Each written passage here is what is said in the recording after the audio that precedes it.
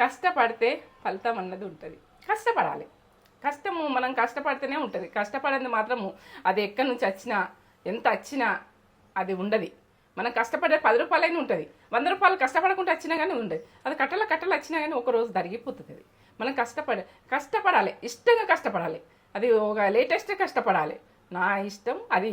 మీరైతే ప్రతిదీ కష్టపడకుండా మనకు ఎక్కడి నుంచో రావాలి అన్నది అయితే అది కరెక్ట్ కాదు. రాంగ్. ఎందుకంటే అది చెడు జరుగుతుంది, మంచి జరుగుతుందో మనకేం తెలియదు. ఇక అట్లా వచ్చినా అది మనకి ఒక్కసారి నష్టపోయి కింద పడిపోతాం. మనం కష్టపడ్డామనుకో అది నష్టపోడు ఉండదు.